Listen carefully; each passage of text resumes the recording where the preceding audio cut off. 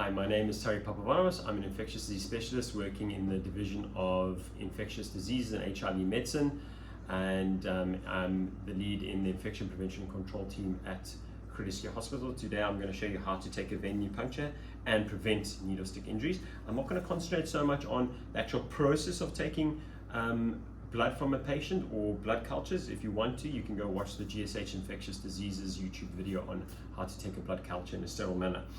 So I'm just going to try and show you how to prevent needle stick injuries. So I've already done my hand hygiene. I've obtained permission from the patient, put my tourniquet on.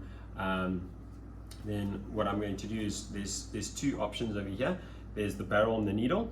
Quite a nice method because you don't need to worry about how much blood you withdraw from a mil perspective, and then you've got your needle and syringe over here. So we'll start off with the barrel one. So clean the area. Once you have cleaned, okay, you're then going to anchor the vein. Don't go and touch the area you've just cleaned. You anchor and then you go in. Please don't put your hand in front because there's a risk if the patient moves or if you're not concentrating that you prick yourself. So what you're then going to do is, as I said, anchor and go in like that. You then take your blood tube, you insert it over there, and you withdraw blood from the area. And once you have taken your blood, you're then going to release your tourniquet. And what I've noticed some people do is they put the web cord directly over the needle like that. Please don't do that. There's a risk that if the patient moves or you get distracted, you're going to prick yourself. This web cord is not going to prevent a needle from going through. So what I do is I remove the needle and then I place the web cord over it. Okay. Very important that you don't recap this over here. You just discard of the barrel and the needle into the sharps container. As you can see, my sharps container is next to me. It's not on the other side of the room, it's right next to me, and it's important that it is close to you so you can just discard of it immediately. You don't leave your needles lying on the bed or puncture it into the bed, because obviously from an infection prevention control point of view, that is not a great idea. Someone comes and changes sheets and then they get an unnecessary needle stick injury.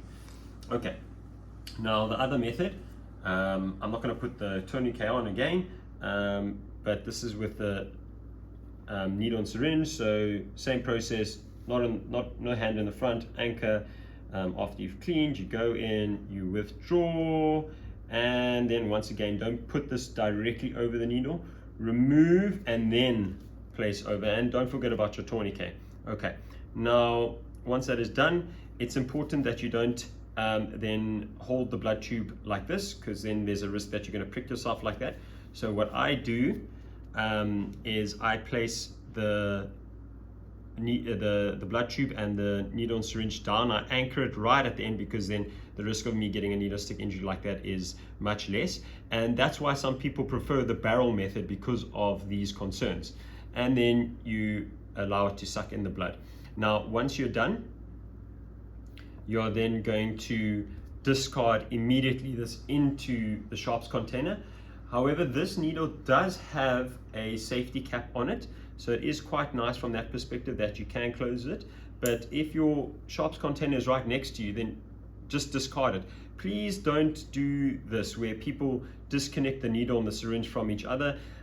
You're adding in more steps to the process, and there's increased risk of needle stick injuries. So please don't do that. Just discard of the needle and the syringe directly into the sharps container.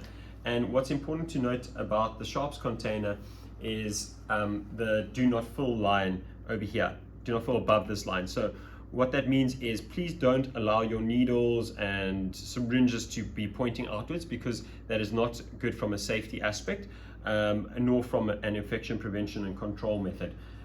So yeah, and then obviously you're going to thank your patient, and you're going to practice your hand hygiene, and that's how you prevent needle stick injuries. Thank you very much.